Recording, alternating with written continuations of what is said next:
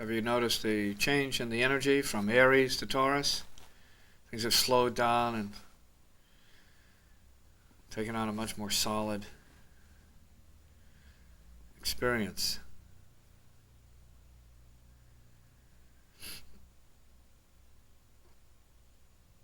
Before, the experience was light, action, very energized. Body wanted to fly. Now it's content to be rested, slowed down, still and very careful in its movement, in a sense.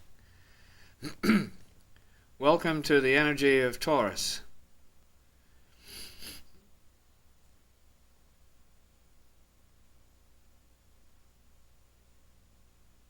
The second sign, the second phase out of the 12, the first of the earth signs, the first of the earth triangle.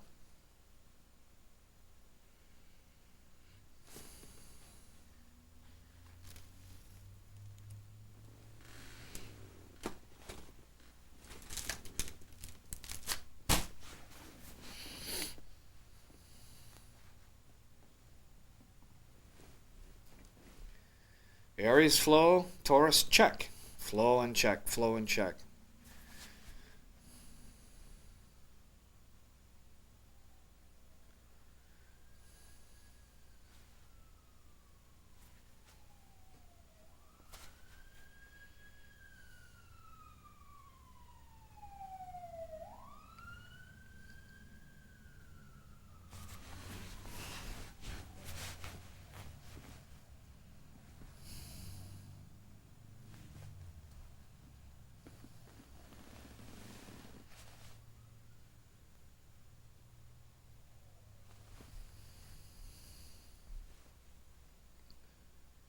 It's better. See, flow and check.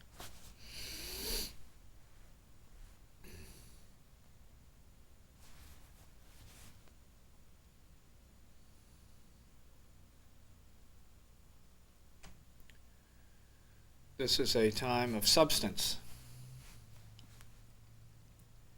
embodiment. This is a time of desire.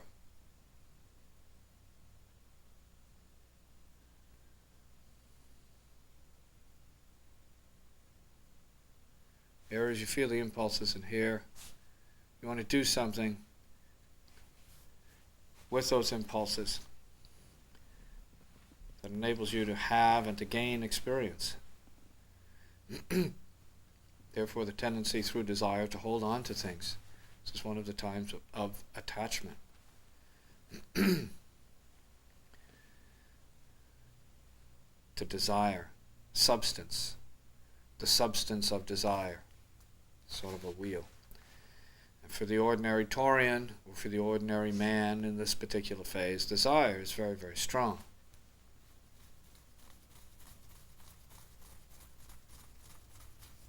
It's desire based upon ignorance, not knowing. It's not high desire, it's low desire. And it might not even be considered desire, as if the ego is in a position to control or determine what it wants and has, or ought to have, or do. The desire is manifested as uncontrolled action, impulsive, uncontrolled attachment to either persons or things.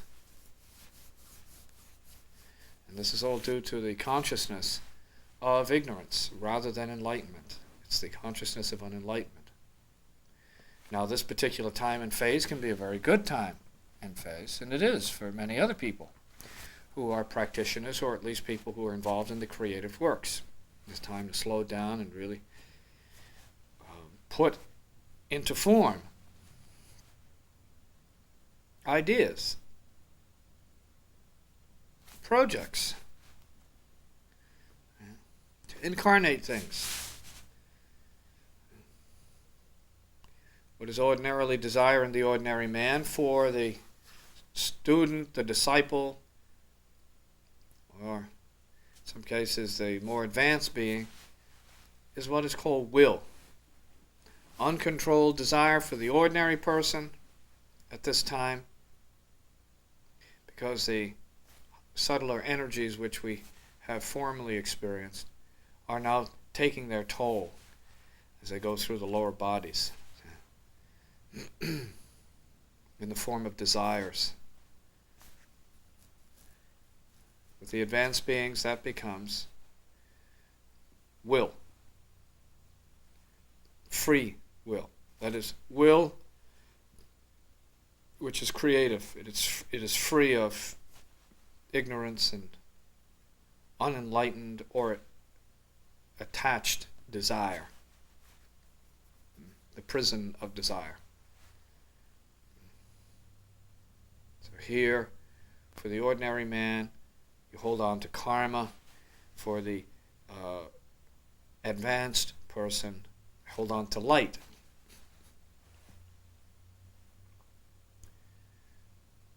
And Taurus, which is also represented by the bull, indicates force, a certain kind of power, material power.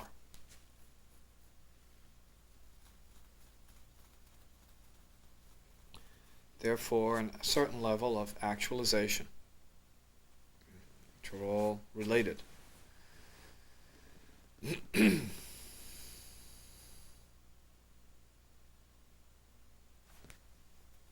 So depending on the level of consciousness, that may determine what level, what type, what grade of substance is experienced, is realized, is used during this particular phase of stabilization, inner or spiritual security, as well as material security for the ordinary man, and or the action of will, to act willfully, the will to act, be able to do it with freedom and conscious responsibility, commitment, and so on. All of these things relate to the second phase of Taurus. And during each one of the astrologic phases, we have to allow for the fact that there are some people who are unevolved, who are conditioned by the lower aspects or the lower dimensions of this particular energy.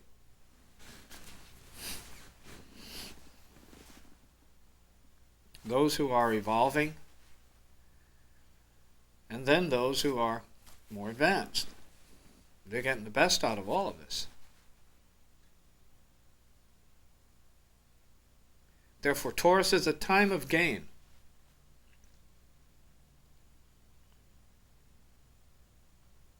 At best, material gains for some individuals, and with subsequent or appropriate losses to balance that out on that level.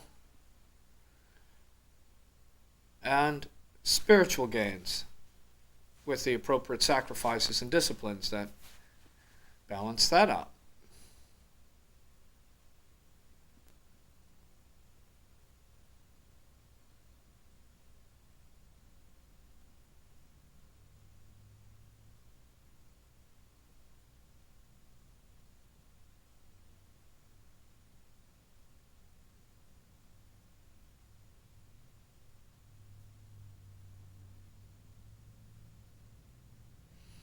Once again, it must be remembered by all those who participate in the astrologic knowledge which is shared in this work. That is, that astrology is only as useful as the individual can realize themselves as completely as possible from the point of view of the possibilities that the signs and the planets represent in terms of an integration or synthesis of consciousness. Each person appears to be one sign when they are, in fact, a composite of all the signs in a particular configurational or synthesized form. Each individual is at least their sign and at least the opposite sign. But they may not necessarily have realized the influence, impact, or higher lessons of the other signs on their cross. So if you're a Taurus at this particular time, you must learn the lessons of your particular sign on the fixed cross, and then master the lessons of the Scorpio energy, which is also here now as the other part, the other side of the coin of Taurus, or at the opposite end of the pole, so to speak. The same with Scorpio relative to the Taurian energy. Two energies reflect aspects of one another, and together they sort of make completion. They close a circuit to some degree. However, also included in this concept of integration are the signs which square the polarity of Taurus and Scorpio. And those signs are the fixed signs of Leo and Aquarius, all of which are part of the fixed cross. So every individual, therefore, must become at least a fixed cross if they're on or occupying by birth time any one of the signs of the fixed cross. It's the same for the other crosses, because there is an old saying that it takes 4 signs to make a man, so to speak.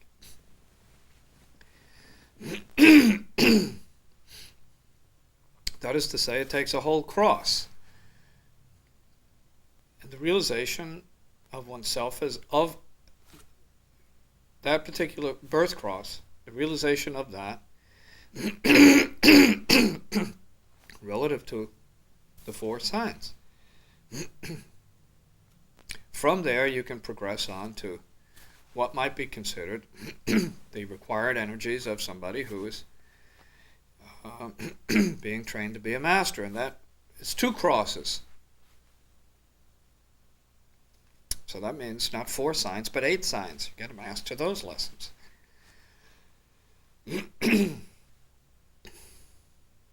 And beyond that,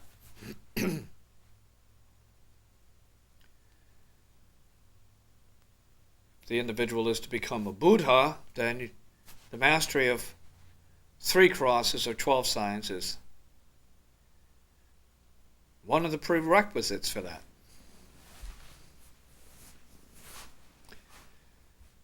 So all of the signs are important.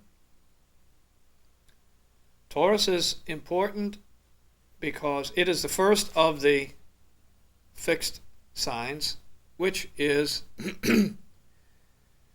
the first sign on the cross of discipleship. The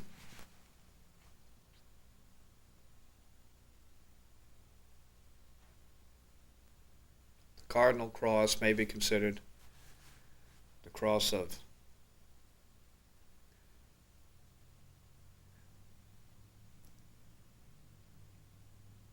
the masters. The fixed cross, the cross of discipleship. And the mutable cross, the cross of ordinary or common humanity. And this is despite what sign a person is born under. Depends on what the individual is doing. So here is the first sign of the unfoldment at the disciple level. Individuals that truly incarnate relative to this particular sign or quality or this phase of life and the lessons therein are those who have received a certain amount of illumination, having become thoroughly filled with the experiences of the common cross, and who have become as well disenchanted with the relative realities of that material consciousness, the ordinary life, and who have begun to respond to higher forms of energies relative to the requirements of discipleship, studentship preceding that, of course, and curiosity and desire for change preceding that. All of which constitutes a progression. So even though there are individuals born in the signs of Aries, Cancer, Libra, Capricorn, doesn't mean that they're on a more advanced cross.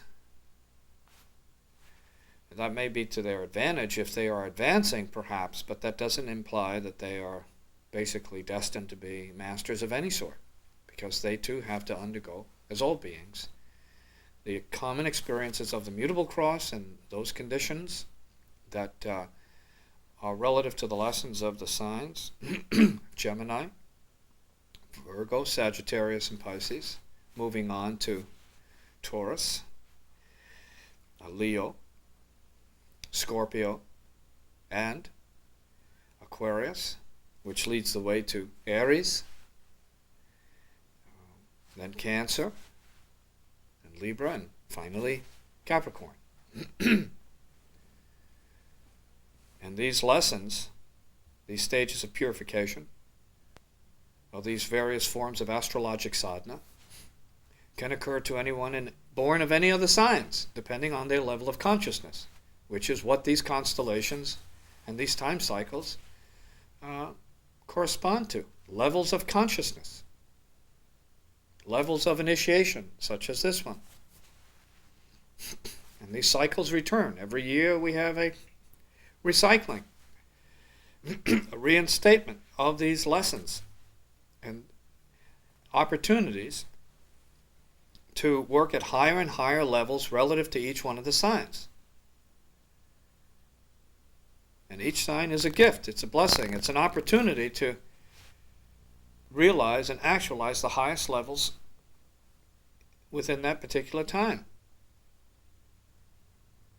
in the now, relative to the changing energies of a perpetually changing cosmos.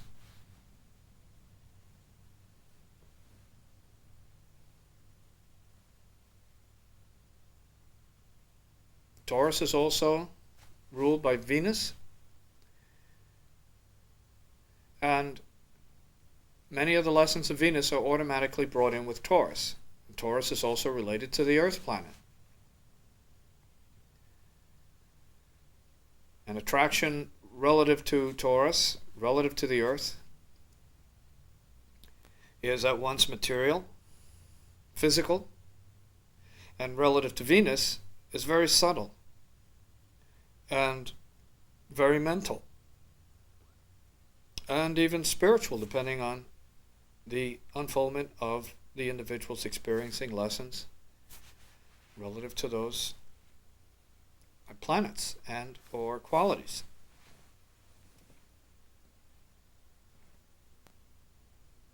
So, importantly, to recap it, Taurus is the time of desire, purified, becoming will, free choice, and will. The will to be free, the will to do good, the will to have enlightenment, the will to be illuminated. The bull also corresponds to the bull's eye.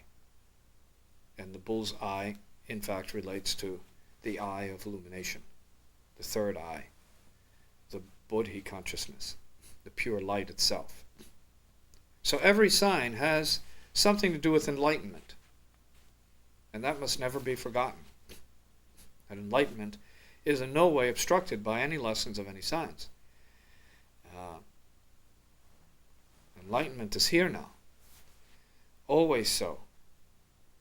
And whatever changes relative to progression within and around and about time and space that an individual has to experience may as well be systematically progressed through an exquisite system such as the astrologic system, as it has been maintained and used and realized by people such as yourselves. So, until the next sign, these words of